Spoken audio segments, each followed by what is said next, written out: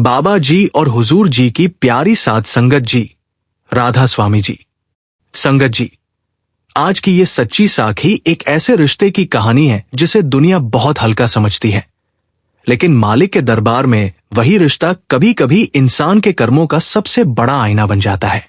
जब किसी घर में बहू आती है तो उसके साथ सिर्फ एक इंसान नहीं आता, बल्कि नए संस्कार, नई जिम्मेदारियां और नए कर्म भी आते हैं। कुछ लोग उसे अपनाकर अपने घर में बरकत पा लेते हैं और कुछ लोग उसे ताने देकर अपनी ही तकदीर पर धूल डाल लेते हैं।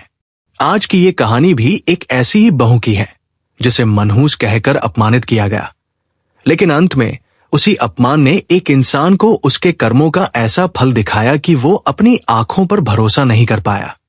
इसलिए संगत जी, इस साखी को पूरे मन से अंत तक सुनिए, क्योंकि शायद आज मालिक आपको ये समझाना चाहते हैं कि किसी भी स्त्री का अपमान करना, किसी बहू को नीचा दिखाना और किसी मासूम दिल को चोट पहुंचाना कभी भी बिना फल के नहीं जाता। संगत जी, एक छोटे से कस्बे में एक बहुत पुराना और थोड़ा सख्त स्वभाव वाला परिवार रहता था। उस परिवार के मुखिया का नाम था धनपति लाल।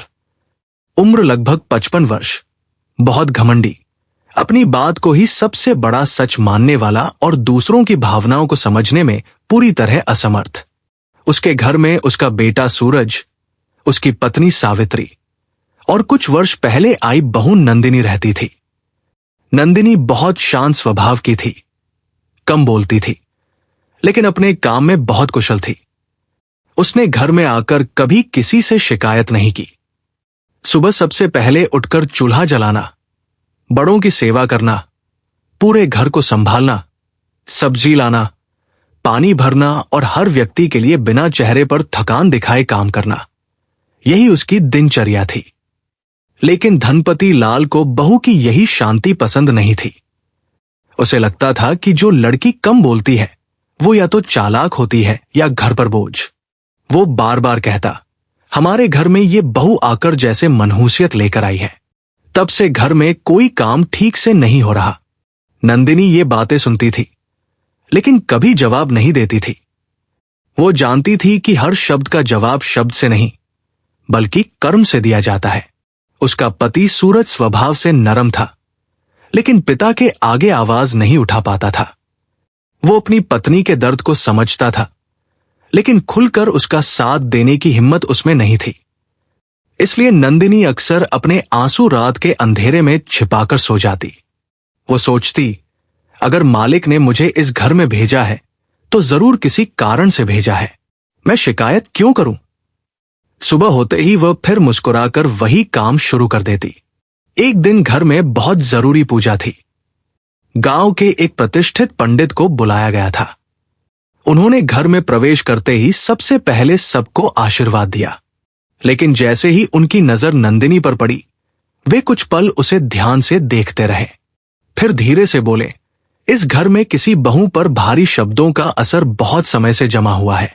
ध्यान रखिए, मालिक की नजर में किसी का अपमान बहुत भारी माना जाता है।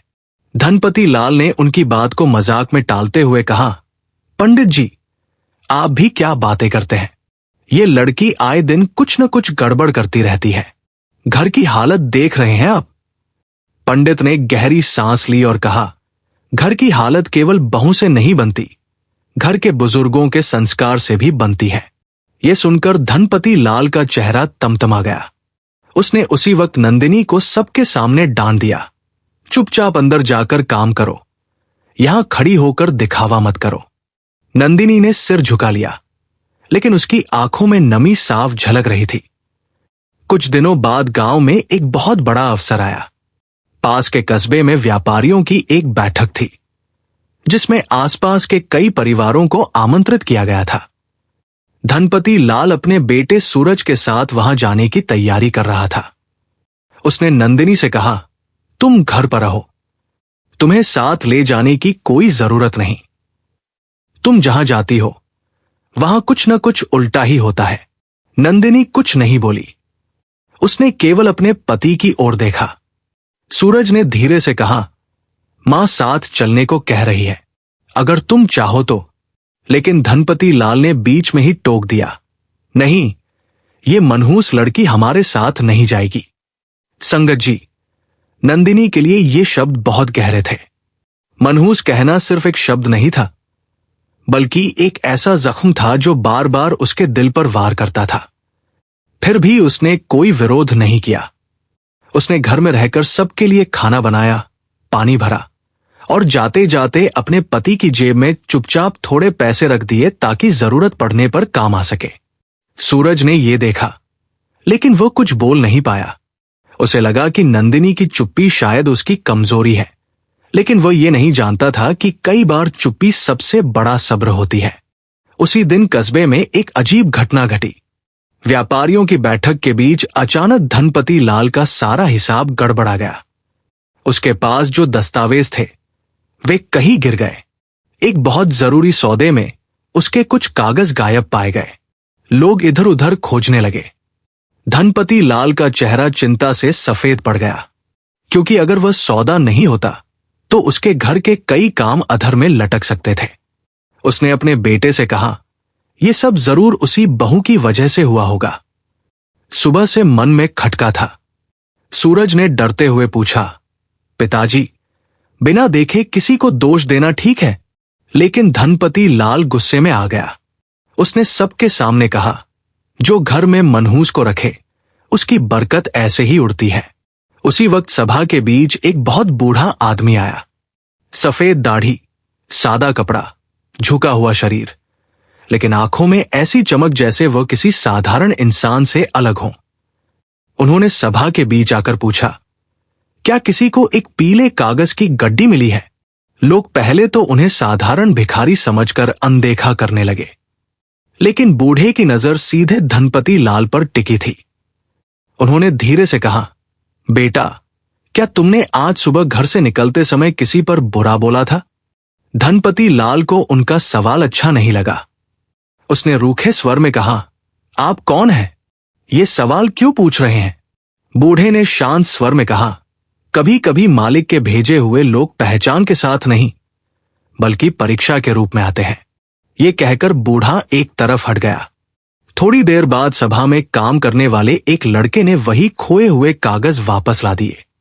पता चला कि वे धनपति लाल की गाड़ी से ही गिर गए थे। ये सुनकर लोगों को हैरानी हुई।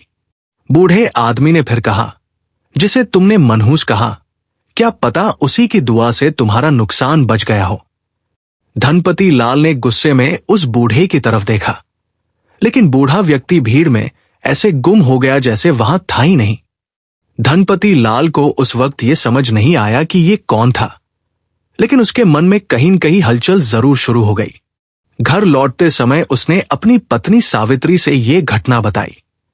सावित्री सरल स्वभाव की औरत थी। उसने धीरे से कहा, हाजी, कभी कभी बहू के आंसू भी घर की दीवारों पर लगे होते हैं। कहीं हम ही उससे गलत तो नहीं कर रहे? धनपति लाल ने चिढ़कर कहा, तुम भी उसी की तरफ हो गई हो। लेकिन मन के किसी कोने में उसे पहली बार संदेह हुआ। उसी रात जब वो सोने गया तो एक अजीब सपना देखा। उसने देखा कि उसका घर सूना पड़ा है, बहू कहीं नहीं है और वो स्वयं घर के आंगन में अकेला बैठा है। न कोई खाना बना रहा है, न कोई पानी ला रहा है, न कोई सेवा कर रहा है। हर तरफ वीरानी थी। वह घबराकर नींद से जाग गया। उसकी सांसें तेज थी। उसने उठकर पानी पिया, लेकिन दिल की बेचैनी कम नहीं हुई। सुबह होते ही वो नंदिनी को फिर डांटने के लिए तैयार था, लेकिन इसी बीच घर के बाहर से एक और खबर आई। उनके एक करीबी रिश्तेदार ने अचानक मदद रोक दी थी। घर के खर्च में कठिनाई आने लगी थी। धनपति लाल को बार बार वही शब्द याद आने लगे, मनहूस। अब उसे लगने लगा था कि शायद उसका व्यवहार ही घर में अशांति ला रहा है, लेकिन अभी भी उसके भीतर का अहंकार पूरी तरह टूटा नहीं था। फिर भी उस दिन पहली बार उसने नंदिनी को बुलाकर कहा, अगर तुमने घर में कुछ देखा हो तो बता सकती हो। नंदिनी ने सिर झुकाए कहा, पिताजी, मैंने घर में जो भी देखा है बस यही देखा है कि अपमान कभी बरकत नहीं लाता। सेवा और दुआ ही घर को चलाती है। यह सुनकर धनपति लाल चुप रह गया। उसकी आंखों के सामने फिर वही बूढ़े की बात घूम रही थी। और उसे पहली बार लगा कि शायद इस बहू के भीतर कोई ऐसी शक्ति है जिसे वो अब तक समझ ही नहीं पाया। संगत जी, अभी कहानी का सबसे बड़ा मोड़ बाकी था।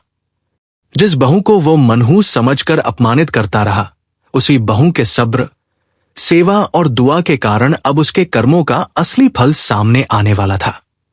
अगले भाग में यह रहस्य खुलने लगेगा कि वो बूढ़ा कौन था, धनपति लाल की जिंदगी में ये सब क्यों हो रहा था, और क्यों मालिक किसी की दिल तोड़ने वाली जुबान को कभी बिना जवाब के नहीं छोड़ता। संगत जी, उस रात के बाद धनपति लाल के मन में अजीब सी बेचैनी रहने लगी। बाहर से वो पहले जैसा कठोर दिखाई देता था, लेकिन भीतर कुछ बदलने लगा था। वो बार बार उस बूढ़े साधु के शब्द याद करता, जिसे तुम मनहूस समझ रहे हो, कहीं वही तुम्हारे घर की सबसे बड़ी बरकत तो नहीं। वो इस बात को झटकने की कोशिश करता, लेकिन जितना भूलना चाहता उतनी ही वो बात उसके दिल में गहराई तक उतरती जाती। दूसरी ओर नंदिनी हमेशा की तरह बिना किसी शिकायत के घर के सारे काम करती रही। उसने कभी ये कोशिश नहीं की कि अपने ससुर को गलत साबित करे। वो बस हर सुबह मालिक का नाम लेकर यही प्रार्थना करती, मालिक, मेरे कारण किसी का दिल दुखे नहीं। अगर मेरी परीक्षा है तो मुझे सब्र देना। कुछ ही दिनों बाद गांव में लगातार बारिश शुरू हो गई। बारिश इतनी तेज हुई कि कई खेतों में पानी भर गया। धनपति लाल की वर्षों की मेहनत से तैयार की गई फसल भी डूबने लगी। खेतों की मेड़ टूट गई और मजदूर घबराकर भागने लगे। जब ये खबर घर पहुंची तो धनपति लाल के पैरों तले जमीन खिसक गई। वह तुरंत खेतों की ओर भागा। वहां पहुंचकर देखा कि आधी फसल पानी में बह चुकी थी। उसके मुंह से फिर वही शब्द निकले, जब से ये बहू इस घर में आई है तभी से एक के बाद एक मुसीबत आ रही है। ये सुनकर साथ खड़े गांव के बुजुर्ग रामदयाल ने धीरे से कहा, धनपति, हर नुकसान का दोष किसी इंसान पर मत डालो, कभी अपने कर्मों का भी हिसाब कर लिया करो। मगर धनपति लाल उस समय किसी की बात सुनने की स्थिति में नहीं था। शाम को जब वो थकाहारा घर लौटा तो देखा कि नंदिनी ने बिना कुछ कहे उसके लिए गर्म पानी रखा है, कपड़े बदलने की व्यवस्था की है और उसके पसंद का सादा भोजन भी बना दिया है। वह कुछ पल तक नंदिनी को देखता रहा। उसके मन में सवाल उठा, जिस लड़की को मैं रोज अपमानित करता हूं, वो आज भी मेरी इतनी सेवा क्यों कर रही है? लेकिन उसके भीतर का अहंकार अभी भी पूरी तरह नहीं टूटा था। उसने खाना तो खा लिया, पर नंदिनी की तरफ देखा तक नहीं। उसी रात गांव में खबर फैली कि पास के मंदिर में एक संत आए हैं, जिनके पास दूर दूर से लोग अपने दुख लेकर पहुंच रहे हैं। सावित्री ने धनपति लाल से कहा, चलो एक बार उनके दर्शन कराते हैं, शायद मन को शांति मिले। पहले तो उसने मना कर दिया, लेकिन फिर जाने क्यों उसका मन तैयार हो गया। अगले दिन पूरा परिवार मंदिर पहुंचा। जैसे ही संत की नजर धनपति लाल पर पड़ी, उन्होंने बिना कुछ पूछे कहा, जिस घर की बहू रोती है उस घर की लक्ष्मी भी रोती है। जिस घर में बहू की इज्जत नहीं होती वहां बरकत ज्यादा दिन नहीं टिकती। धनपति लाल के चेहरे का रंग उड़ गया। उसने संत से पूछा, महाराज, क्या सचमुच ऐसा होता है? संत मुस्कुराए और बोले, बेटा, मालिक किसी को उसके कपड़ों, धन या पद से नहीं परखता, वह दिल देखता है। अगर तुम किसी मासूम को रोज मनहूस कहकर उसका दिल तोड़ोगे तो उसके आंसुओं का हिसाब भी तुम्हें ही देना होगा। यह सुनकर धनपति लाल की आंखें झुक गई। उसने पहली बार महसूस किया कि शायद उसके जीवन की परेशानियों का कारण बाहर नहीं, बल्कि उसका अपना व्यवहार है। मंदिर से लौटते समय रास्ते में अचानक एक छोटी बच्ची दौड़ती हुई आई और नंदिनी के हाथ में एक सूखा हुआ फूल रखकर बोली, मां, ये बाबा ने आपको देने को कहा है। उन्होंने कहा है कि जो चुपचाप सब सहता है, मालिक उसी की झोली सबसे पहले भरता है। नंदिनी ने हैरानी से चारों ओर देखा, लेकिन वहां कोई बाबा दिखाई नहीं दिए। धनपति लाल ने भी ये बात सुनी और उसके रोंगटे खड़े हो गए। उसे फिर वही रहस्यमय बूढ़ा याद आ गया जो व्यापारी सभा में मिला था। उस दिन के बाद धनपति लाल की बेचैनी और बढ़ गई। वह रात भर सो नहीं पाया। उसे बार बार अपनी कही हुई बातें याद आने लगी। मनहूस, अशुभ, इस लड़की के आने से सब बिगड़ा। उसे पहली बार अपने शब्दों पर शर्म आने लगी। मगर अभी उसके सामने सबसे बड़ा इम्तिहान बाकी था। अगले ही दिन ऐसा हादसा होने वाला था जो उसकी पूरी सोच बदल देगा और उसे ये एहसास करा देगा कि जिस बहू को उसने मनहूस कहा था वही उसकी जिंदगी बचाने वाली बनने वाली है। संगत जी, अगले दिन सुबह जब धनपति लाल अपने खेतों की तरफ जाने की तैयारी कर रहा था, तभी गांव का एक लड़का घबराया हुआ दौड़ता आया। उसकी सांसें तेज चल रही थी। उसने हांफते हुए कहा, चाचा जी, जल्दी चलिए, नदी के किनारे वाली पुरानी पुलिया टूटने वाली है, उधर से मत जाइए। लेकिन धनपति लाल ने उसकी बात को गंभीरता से नहीं लिया। उसने कहा, मुझे खेती का काम तुमसे ज्यादा पता है, तुम अपने काम से काम रखो। लड़का चुपचाप चला गया। तभी नंदिनी बाहर आई और धीरे से बोली, पिताजी, अगर गांव वाले मना कर रहे हैं तो आज दूसरा रास्ता ले लीजिए। थोड़ा लंबा जरूर है लेकिन सुरक्षित है। धनपति लाल ने गुस्से से उसकी ओर देखा और कहा, अब मुझे रास्ता भी तुम बताओगी? जिस दिन से तुम इस घर में आई हो हर कोई मुझे सीख देने लगा है। इतना कहकर वह उसी पुराने रास्ते से निकल पड़ा। संगत जी, कुछ ही देर बाद तेज बारिश फिर शुरू हो गई। नदी का पानी अचानक उफान पर आ गया। धनपति लाल जैसे ही पुलिया के बीच पहुंचा, जोर की आवाज हुई और पुल का एक हिस्सा टूटकर बह गया। बैलगाड़ी पलट गई। धनपति लाल पानी में गिर पड़ा। तेज बहाव उसे अपनी ओर खींचने लगा। वो पूरी ताकत से चिल्लाने लगा, बचाओ, कोई मुझे बचाओ। आसपास खेतों में काम कर रहे लोग दौड़े, लेकिन पानी इतना तेज था कि कोई भी सीधे नदी में उतरने की हिम्मत नहीं कर पा रहा था। उधर घर पर जब यह खबर पहुंची तो सावित्री और सूरज के पैरों तले जमीन खिसक गई। नंदिनी ने बिना एक पल गवाए गांव वालों से रस्सी मंगवाई और खुद नदी की तरफ दौड़ पड़ी। गांव के लोग हैरान थे। एक औरत ने उसे रोकते हुए कहा, बेटी, पानी बहुत तेज है, अपनी जान खतरे में मत डाल। लेकिन नंदिनी ने दृढ़ आवाज में कहा, वो मेरे पिताजी हैं, उन्होंने मुझे चाहे जितना अपमान दिया हो, लेकिन उनका जीवन बचाना मेरा धर्म है। जब नंदिनी नदी के किनारे पहुंची तो उसने देखा कि धनपति लाल एक पेड़ की टूटी हुई डाल पकड़कर किसी तरह खुद को संभाले हुए है। उसका हाथ धीरे धीरे फिसल रहा था। नंदिनी ने गांव वालों की मदद से रस्सी बांधी और बिना अपनी जान की परवाह किए पानी में उतर गई। हर कदम पर तेज धारा उसे गिराने की कोशिश कर रही थी, लेकिन उसके चेहरे पर डर नहीं था। उसकी जुबान पर सिर्फ एक ही नाम था, मालिक, मेरे पिताजी की रक्षा करना। काफी संघर्ष के बाद वह धनपति लाल तक पहुंची। उसने रस्सी उसकी कमर में बांधी और गांव वालों को जोर से आवाज दी, खींचो, जल्दी खींचो। सभी लोगों ने पूरी ताकत लगाई। कुछ ही पलों बाद धनपति लाल को सुरक्षित बाहर निकाल लिया गया।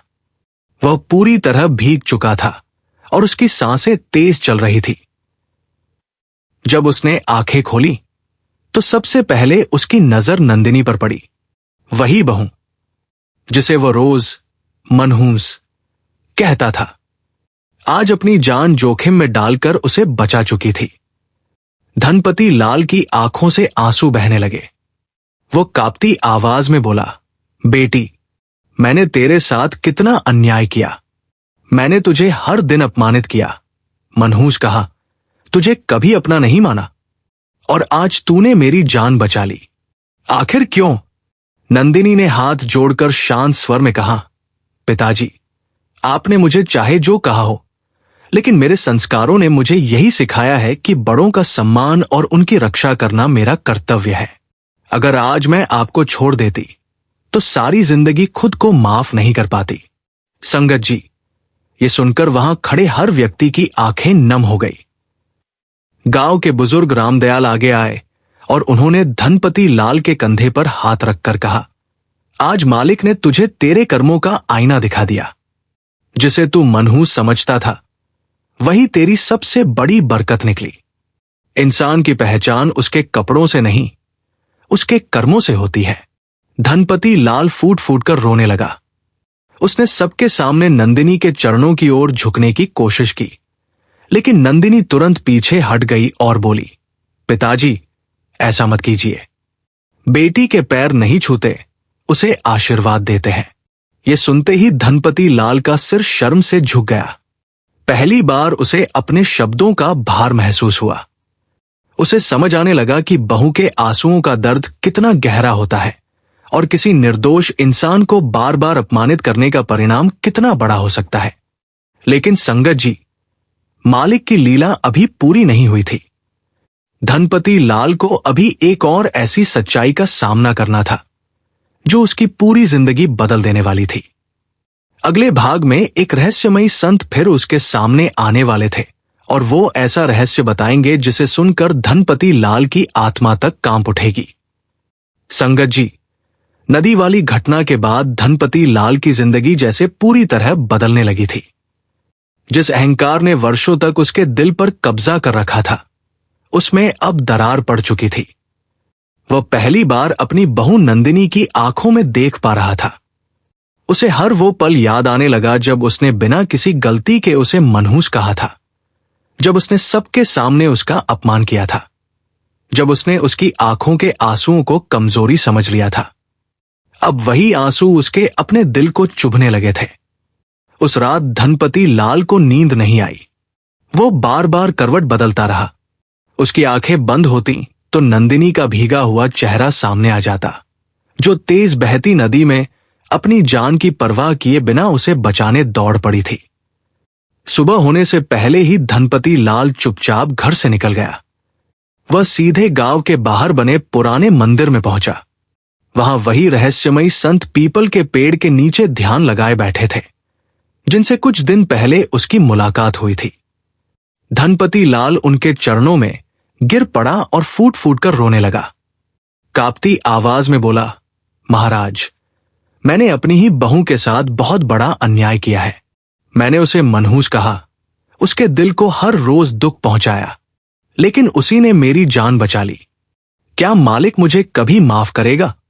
संत ने धीरे से उसकी पीठ पर हाथ रखा और बोले, बेटा, मालिक का दरबार बहुत बड़ा है। वहां सजा भी है और माफी भी। लेकिन याद रख, केवल पछतावा करने से कर्म नहीं मिटते। जिन आंखों में तूने आंसू दिए हैं, उन आंखों में मुस्कान लौटानी होगी। जिस दिल को तूने तोड़ा है, उसे अपने प्रेम से जोड़ना होगा। तभी तेरी सच्ची क्षमा स्वीकार होगी। धनपति लाल ने सिर झुका लिया। उसकी आंखों से लगातार आंसू बह रहे थे। उसने कहा, महाराज, मैं जो कहेंगे वह करूंगा। बस इतना बता दीजिए कि मैं अपनी गलती कैसे सुधारूं। संत मुस्कुराए और बोले, आज से अपनी बहू को बहू नहीं, बेटी समझकर सम्मान देना। उसके लिए कभी कठोर शब्द मत बोलना। और सबसे बड़ी बात, जिस घर में स्त्री का सम्मान होता है, वहां मालिक स्वयं निवास करते हैं। इस बात को कभी मत भूलना। संगत जी, उधर घर पर नंदिनी हमेशा की तरह रसोई में काम कर रही थी। उसे यह भी नहीं पता था कि उसके ससुर कहां गए हैं। वो रोज की तरह सबसे पहले सबके लिए चाय बना रही थी। तभी दरवाजे पर धनपति लाल दिखाई दिया, लेकिन आज उसके चेहरे पर वही पुराना घमंड नहीं था। उसकी आंखें लाल थी और चेहरा आंसुओं से भीगा हुआ था। पूरे परिवार ने पहली बार उसे इस हालत में देखा। धनपति लाल धीरे धीरे नंदिनी के पास गया। पूरा घर शांत हो गया। उसने कांपते हाथों से नंदिनी के सिर पर हाथ रखा और भर्राई हुई आवाज में कहा, बेटी, क्या तू मुझे माफ कर देगी? यह सुनते ही नंदिनी हैरान रह गई। उसे अपनी आंखों पर विश्वास नहीं हुआ। धनपति लाल आगे बोला, मैंने तुझे हर दिन मनहूस कहा, तेरा अपमान किया, तेरे आंसुओं की कीमत नहीं समझी, लेकिन आज समझ आया कि मनहूस तो नहीं थी। मनहूस तो मेरी सोच थी।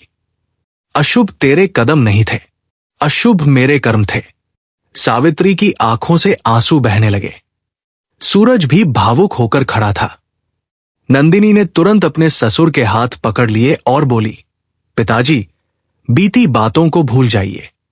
अगर आपका दिल बदल गया है तो मेरे लिए यही सबसे बड़ी खुशी है। धनपति लाल रो पड़ा। उसने कहा, आज से इस घर में कोई भी तुझे बहू नहीं कहेगा। तू इस घर की बेटी है, और जिसने भी तेरे बारे में गलत शब्द बोले, सबसे पहले मैं उसका विरोध करूंगा। संगत जी, उस दिन के बाद घर का माहौल पूरी तरह बदल गया। जहां पहले तानों की आवाज सुनाई देती थी, वहां अब प्रेम और सम्मान की बातें होने लगी। धनपति लाल हर सुबह नंदिनी से आशीर्वाद लेने जैसा सम्मानपूर्वक बात करता। गांव के लोग भी ये परिवर्तन देखकर आश्चर्यचकित थे। जो व्यक्ति कभी अपनी बहू का नाम तक सम्मान से नहीं लेता था, वही अब सबके सामने उसकी तारीफ करता था। लेकिन मालिक की लीला अभी पूरी नहीं हुई थी। कुछ ही दिनों बाद एक ऐसी घटना घटी जिसने पूरे गांव को यह विश्वास दिला दिया कि किसी निर्दोष के आंसुओं की पुकार कभी व्यर्थ नहीं जाती। जिस धनपति लाल ने अपनी बहू को मनहूस कहा था, अब उसी के घर ऐसी बरकत आने वाली थी जिसकी किसी ने कल्पना भी नहीं की थी। संगत जी, उस दिन के बाद धनपति लाल का स्वभाव पूरी तरह बदलने लगा।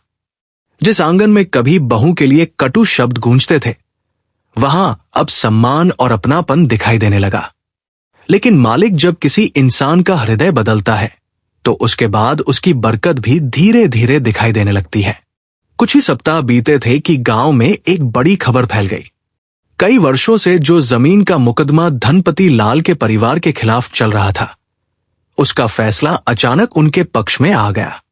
गांव के लोग हैरान थे, क्योंकि सबको लगता था कि ये जमीन अब कभी वापस नहीं मिलेगी। जब ये खबर घर पहुंची, तो सावित्री की आंखों से खुशी के आंसू निकल पड़े। सूरज ने अपने पिता से कहा, पिताजी, ये तो बहुत बड़ा चमत्कार हो गया। इतने वर्षों बाद हमें न्याय मिल गया। धनपति लाल कुछ पल चुप रहा, फिर उसने नंदिनी की तरफ देखा और धीरे से बोला, बेटा, पहले मैं समझता था कि तेरे कदम अशुभ हैं, लेकिन आज समझ आया कि जिस दिन मैंने तुझे बेटी माना, उसी दिन से मालिक ने हमारे घर की बंद किस्मत के दरवाजे खोलने शुरू कर दिए। नंदिनी ने विनम्रता से सिर झुका लिया और बोली, पिताजी, ये मेरी वजह से नहीं, मालिक की कृपा से हुआ है। जब घर में प्रेम और सम्मान होता है, तब बरकत अपने आप आने लगती है। उसकी ये बात सुनकर घर के सभी सदस्य भावुक हो गए। धनपति लाल ने मन ही मन सोचा कि सचमुच इस लड़की ने कभी अपने लिए कुछ नहीं मांगा। जिसने केवल अपमान सहा, उसी ने आज पूरे परिवार को जोड़ दिया। कुछ दिनों बाद गांव में एक विशाल सत्संग का आयोजन हुआ। दूर दूर से लोग आए। उसी सत्संग में वही वृद्ध संत भी पहुंचे जिन्होंने पहले धनपति लाल को समझाया था। कार्यक्रम समाप्त होने के बाद गांव के लोगों ने उनसे आग्रह किया कि वे कुछ उपदेश दें। संत मुस्कुराए और बोले, आज मैं कोई लंबा प्रवचन नहीं दूंगा, मैं केवल एक परिवार की कहानी सुनाऊंगा। एक ऐसा घर जहां बहू को मनहूस कहा गया, लेकिन असली मनहूसियत किसी इंसान में नहीं, उसकी सोच में थी। जब उस सोच का अंत हुआ, तभी उस घर की बरकत लौट आई। संत की नजर सीधे धनपति लाल पर गई। धनपति लाल की आंखें भर आई। वो उठकर सबके सामने आ गया और हाथ जोड़कर बोला, भाइयों और बहनों, आज मैं सबके सामने अपनी गलती स्वीकार करता हूं। मैंने अपनी बहू का अपमान किया, उसके आंसुओं को कभी नहीं समझा। मैं समझता था कि घर की हर परेशानी की वजह वही है, लेकिन आज मुझे समझ आया कि मेरे अपने कठोर शब्द ही मेरे घर की सबसे बड़ी विपत्ति थे। अगर उस दिन मेरी बहू मुझे नदी से न बचाती, तो शायद मैं कभी अपनी गलती नहीं समझ पाता। पूरा पंडाल शांत हो गया। धनपति लाल आगे बोला, मैं सभी से हाथ जोड़कर कहना चाहता हूं कि कभी भी अपने घर की बहू, बेटी या किसी भी स्त्री का अपमान मत करना। जिस स्त्री के आंसू गिरते हैं, वहां बरकत रुक जाती है, और जिस स्त्री को सम्मान मिलता है, वहां मालिक स्वयं कृपा बरसाते हैं। संगत जी, ये सुनकर पूरे पंडाल में बैठे लोगों की आंखें नम हो गई। कई बुजुर्ग महिलाएं नंदिनी के पास आईं और उसे गले लगाकर बोली, बेटी, तूने अपमान का बदला अपमान से नहीं, सेवा और प्रेम से दिया। यही सबसे बड़ी जीत है। नंदिनी ने मुस्कुराते हुए कहा, अगर मैं भी कटुता का जवाब कटुता से देती, तो शायद आज हमारा परिवार कभी नहीं जुड़ पाता। मालिक ने मुझे सब्र दिया, और वही मेरी सबसे बड़ी ताकत बन गया। इसी बीच गांव के एक गरीब किसान की बेटी की शादी तय हुई, लेकिन उसके पास विवाह के लिए पैसे नहीं थे। ये बात सुनते ही नंदिनी ने बिना किसी को बताए अपने सारे गहने निकालकर सावित्री के हाथ में रख दिए और बोली, मां जी, इन गहनों का क्या लाभ अगर किसी बेटी का घर बसाने में काम ना आए। सावित्री की आंखों से आंसू बह निकले। उसने कहा, बेटी, जिस लड़की को हमने कभी इस घर की लक्ष्मी नहीं माना, आज वही पूरे गांव की बेटी बन गई है। धनपति लाल ने तुरंत फैसला किया कि वह उस गरीब किसान की बेटी की शादी का पूरा खर्च उठाएगा। गांव के अन्य लोगों ने भी आगे बढ़कर सहयोग किया। शादी इतनी सुंदर हुई कि पूरे इलाके में उसकी चर्चा होने लगी। संगत जी, उसी रात धनपति लाल ने फिर एक सपना देखा। उसने देखा कि वही संत मुस्कुरा रहे हैं और कह रहे हैं, बेटा, कर्मों का फल हमेशा मिलता है। पहले तुम्हें अपने कठोर कर्मों का फल मिला, अब तुम्हें अपने बदलते हुए कर्मों का फल मिल रहा है। याद रखना, इंसान की सबसे बड़ी पूजा किसी का दिल न दुखाना है। सुबह जब उसकी आंख खुली तो उसके चेहरे पर एक अलग ही शांति थी। उसने पहली बार पूरे परिवार को साथ बैठाकर भोजन कराया। खाने से पहले उसने नंदिनी से कहा, बेटी, आज से इस घर में पहला निवाला हमेशा तुम्हारे हाथ से बनेगा, क्योंकि अब मुझे यकीन हो गया है कि जिस घर की बहू खुश होती है उसी घर में मालिक की कृपा बनी रहती है। संगत जी, समय धीरे धीरे आगे बढ़ता गया। अब धनपति लाल का घर पहले जैसा नहीं रहा था। जहां कभी तानों की आवाजें गूंजती थी, वहां अब हर सुबह मालिक का नाम लिया जाता था। नंदिनी पूरे परिवार को पहले से भी अधिक प्रेम और सेवा से संभाल रही थी। लेकिन मालिक अपने भक्तों की परीक्षा केवल दुख देकर ही नहीं लेते, बल्कि ये भी देखते हैं कि इंसान सुख मिलने के बाद भी विनम्र रहता है या फिर दोबारा अहंकार में लौट जाता है। एक दिन गांव में खबर फैली कि पास के इलाके में भयंकर महामारी फैल गई है। कई घरों में लोग बीमार पड़ने लगे। गांव के वैद्य भी सबकी सेवा करते करते थक चुके थे। लोग अपने अपने घरों के दरवाजे बंद करने लगे ताकि बीमारी उनके घर तक न पहुंचे। उस समय नंदिनी ने धनपति लाल से कहा, पिताजी, अगर हम भी डरकर अपने दरवाजे बंद कर लेंगे तो उन गरीब और बेसहारा लोगों की सेवा कौन करेगा। धनपति लाल कुछ पल चुप रहे, फिर उन्हें वही संत के शब्द याद आए, नेकी का रास्ता मुश्किल समय में ही पहचाना जाता है। उन्होंने तुरंत कहा, बेटी, आज से हमारा घर केवल हमारा नहीं, पूरे गांव का है। जो भी भूखा आएगा उसे भोजन मिलेगा, जो बीमार होगा उसकी सेवा होगी। अगर मालिक ने हमें देने लायक बनाया है तो हमें पीछे नहीं हटना चाहिए। उस दिन से नंदिनी और सावित्री सुबह से रात तक बीमार लोगों के लिए भोजन बनाने लगी। सूरज गांव के युवाओं के साथ दवाइयां पहुंचाने लगा। धनपति लाल खुद अपने हाथों से गरीब परिवारों तक राशन पहुंचाने लगा। गांव के लोग ये देखकर हैरान थे। जो व्यक्ति कभी अपनी बहू को मनहूस कहता था, वही आज सबके दुख में सबसे आगे खड़ा था। एक शाम एक बहुत बूढ़ी औरत लाठी के सहारे उनके घर आई। उसके कपड़े फटे हुए थे और चेहरा थकान से भरा था। उसने कांपती आवाज में कहा, बेटा, 2 दिन से कुछ नहीं खाया, थोड़ा सा खाना मिल जाए तो मालिक तुम्हारा भला करेगा। नंदिनी तुरंत रसोई में गई और अपने हाथों से गर्म रोटी, दाल और पानी लेकर आई। उसने बूढ़ी मां को आदर से बैठाकर भोजन कराया। बूढ़ी औरत की आंखों में आंसू आ गए। उसने कहा, बेटी, आज तूने मुझे केवल भोजन नहीं दिया बल्कि इंसानियत का सम्मान दिया है। तभी धनपति लाल भी वहां आ गया। उसने बूढ़ी औरत के चरण छूकर कहा, मां, मुझे आशीर्वाद दीजिए कि मैं कभी फिर किसी इंसान का अपमान न करूं। बूढ़ी औरत मुस्कुराई और बोली, बेटा, जिस दिन इंसान अपने किए हुए अन्याय को स्वीकार कर लेता है, उसी दिन मालिक उसकी नई शुरुआत लिख देता है। तुम्हारे घर की सबसे बड़ी बरकत तुम्हारी बहू है, इसका सम्मान कभी कम मत होने देना। इतना कहकर वो बूढ़ी औरत धीरे धीरे वहां से चली गई। धनपति लाल कुछ दूर तक उसे छोड़ने गया, लेकिन जैसे ही उसने पीछे मुड़कर देखा, वो औरत कहीं दिखाई नहीं दी। आसपास के लोगों से पूछा, लेकिन किसी ने उसे जाते हुए नहीं देखा था।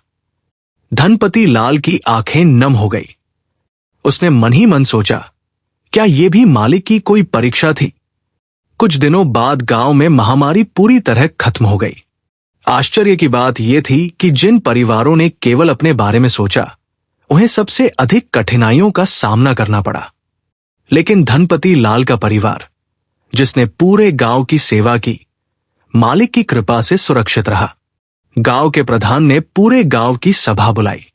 सबके सामने उन्होंने कहा, आज इस गांव में अगर किसी परिवार ने सच्ची इंसानियत का उदाहरण दिया है तो वो धनपति लाल का परिवार है। और इस परिवर्तन की सबसे बड़ी वजह उनकी बहू नंदिनी है। पूरा गांव तालियों से गूंज उठा। धनपति लाल सबके सामने खड़ा हुआ और भावुक होकर बोला, आज मैं एक बात पूरे गांव से कहना चाहता हूं। कभी भी किसी बहू को मनहूस मत कहना। बहू घर की लक्ष्मी होती है। अगर उसका सम्मान करोगे तो घर में बरकत आएगी, और अगर उसके दिल को दुखाओगे तो अपने ही कर्मों का फल एक दिन जरूर मिलेगा। मैंने ये बात बहुत देर से सीखी, लेकिन अब इसे जीवन भर नहीं भूलूंगा। नंदिनी की आंखों में आंसू थे, लेकिन इस बार वे दुख के नहीं, बल्कि सम्मान और अपनापन मिलने की खुशी के आंसू थे। सावित्री ने उसे गले लगा लिया और बोली, बेटी, आज तूने केवल इस घर का नहीं, पूरे गांव का दिल जीत लिया। संगत जी, कई वर्ष बीत गए। धनपति लाल अब पहले वाले धनपति लाल नहीं रहे थे। उनके चेहरे पर पहले जैसा घमंड नहीं, बल्कि विनम्रता और संतोष दिखाई देता था। हर सुबह वो मालिक का नाम लेकर अपने दिन की शुरुआत करते। फिर सबसे पहले अपनी बहू नंदिनी और बेटे सूरज का हाल पूछते। जिस आंगन में कभी तानों की आवाज गूंजती थी, वहां अब भजन, सेवा और प्रेम का वातावरण रहता था। पूरे गांव में उनका घर अब सेवा वाला घर कहलाने लगा था। जो भी भूखा आता, खाली हाथ वापस नहीं जाता। जो भी दुखी आता, उसे सांत्वना और सहायता दोनों मिलती थी। एक दिन गांव में खबर फैली कि वही वृद्ध संत, जिन्होंने वर्षों पहले धनपति लाल की आंखें खोली थी, फिर से गांव के बाहर पुराने बरगद के नीचे ठहरे हुए हैं। ये समाचार सुनते ही धनपति लाल बिना देर किए नंदिनी, सूरज और सावित्री को साथ लेकर वहां पहुंच गए। जैसे ही उन्होंने संत को देखा, उनकी आंखों से आंसू बह निकले। वो दौड़कर उनके चरणों में गिर पड़े और बोले, महाराज, अगर उस दिन आपने मुझे सच का रास्ता न दिखाया होता तो शायद आज भी मैं अपने ही अहंकार में डूबा रहता। आपने मेरी नहीं, पूरे परिवार की जिंदगी बदल दी। संत मुस्कुराए और बोले, बेटा, मैंने कुछ नहीं किया। मैंने तो सिर्फ तुम्हें आईना दिखाया था। बदलने का निर्णय तुम्हारा था। मालिक उसी इंसान की मदद करता है जो अपनी गलती स्वीकार करने का साहस रखता है। धनपति लाल ने नंदिनी की ओर देखते हुए कहा, महाराज, मेरी सबसे बड़ी गुरु तो यही बेटी निकली। इसने मेरे अपमान का जवाब कभी अपमान से नहीं दिया। इसने बदले की जगह सेवा चुनी, नफरत की जगह प्रेम चुना और शिकायत की जगह सब्र चुना। अगर ये चाहती तो मुझे कभी माफ ना करती, लेकिन इसने मुझे पिता का सम्मान दिया, जबकि मैं इसके योग्य भी नहीं था। नंदिनी तुरंत बोली, पिताजी, ऐसा मत कहिए। अगर परिवार में कोई एक व्यक्ति भी बदल जाए तो पूरा घर बदल सकता है। मैंने वही किया जो मेरे संस्कारों ने मुझे सिखाया। मालिक ने मुझे सेवा का अवसर दिया। यही मेरे लिए सबसे बड़ा आशीर्वाद है। संत ने दोनों की बातें सुनकर कहा, याद रखो, जिस घर में बहू को बेटी का सम्मान मिलता है, उस घर में सुख अपने आप आने लगता है। और जिस घर में बहू के आंसुओं की कद्र नहीं होती, वहां चाहे कितना भी धन क्यों न हो, मन की शांति कभी नहीं आती। उसी समय गांव के कई लोग भी वहां पहुंच गए। उनमें कुछ ऐसे लोग भी थे जो पहले अपनी बहुओं के साथ कठोर व्यवहार करते थे। उन्होंने धनपति लाल से कहा, भाई, हमने तुम्हारा परिवर्तन अपनी आंखों से देखा है। हमें भी बताओ कि आखिर तुम्हारी जिंदगी कैसे बदल गई। धनपति लाल ने गहरी सांस ली और सबके सामने कहा, मेरी जिंदगी उस दिन बदली जिस दिन मैंने ये समझा कि समस्या मेरी बहू नहीं थी, बल्कि मेरी सोच थी। मैं हर दुख का दोष दूसरों पर डालता रहा, लेकिन अपने कर्मों को कभी नहीं देखा। जब मैंने अपनी बहू से माफी मांगी, उसे बेटी का सम्मान दिया और उसके आंसुओं की कीमत समझी, तभी मालिक ने मेरे घर में फिर से बरकत भेजी। गांव में खामोशी छा गई। हर व्यक्ति ध्यान से उनकी बात सुन रहा था। तभी संत ने अंतिम उपदेश देते हुए कहा, संसार में सबसे बड़ा धर्म किसी का दिल न दुखाना है। याद रखो, बहू किसी दूसरे घर की बेटी होती है। वो अपने माँ बाप का आंगन छोड़कर विश्वास के साथ नए घर में आती है। अगर वहां उसे सम्मान मिलता है तो वह पूरे परिवार को जोड़ देती है, लेकिन अगर वहां उसे अपमान मिलता है तो उसके आंसू सीधे मालिक के दरबार तक पहुंचते हैं। इसलिए कभी भी किसी बेटी, बहू, मां या बहन का अपमान मत करना। मालिक देर जरूर करता है, लेकिन कर्मों का हिसाब कभी अधूरा नहीं छोड़ता। यह सुनकर धनपति लाल की आंखों से फिर आंसू बह निकले। उन्होंने सबके सामने नंदिनी का हाथ पकड़कर कहा, आज से नहीं, जब तक मेरी सांस चलेगी, मैं हर जगह यही कहूंगा कि बहू घर की लक्ष्मी होती है। उसे मनहूस कहने वाला सबसे पहले अपने भाग्य का अपमान करता है। अगर किसी घर में बहू मुस्कुराती है तो समझ लेना वहां मालिक की कृपा है। संगत जी, उस दिन के बाद गांव में एक नई परंपरा शुरू हुई। जब भी किसी घर में नई बहू आती, गांव के बुजुर्ग उसे बेटी कहकर स्वागत करते। लोग धनपति लाल की कहानी सुनाकर अपने बच्चों को समझाते कि रिश्ते सम्मान से बनते हैं, अहंकार से नहीं। नंदिनी का सम्मान पूरे गांव में इतना बढ़ गया कि लोग उसे घर की बरकत बेटी कहकर बुलाने लगे। संगत जी, इस सच्ची साखी से हमें बहुत बड़ी सीख मिलती है। किसी भी बहू या बेटी को कभी अपशकुन या मनहूस मत कहिए। इंसान की पहचान उसके कर्मों से होती है, जन्म या रिश्ते से नहीं। अपमान का जवाब यदि सब्र और सेवा से दिया जाए तो मालिक स्वयं न्याय करते हैं। अहंकार परिवार को तोड़ता है, जबकि प्रेम और सम्मान उसे जोड़ते हैं। मालिक के घर देर हो सकती है, लेकिन कर्मों का फल अवश्य मिलता है। अगर इस सच्ची साखी ने आपके हृदय को छुआ हो तो इसे अपने परिवार और मित्रों के साथ अवश्य साझा करें, ताकि हर घर में बहू को बेटी का सम्मान मिले और हर परिवार प्रेम, सेवा और संस्कारों से भर जाए। राधा स्वामी जी।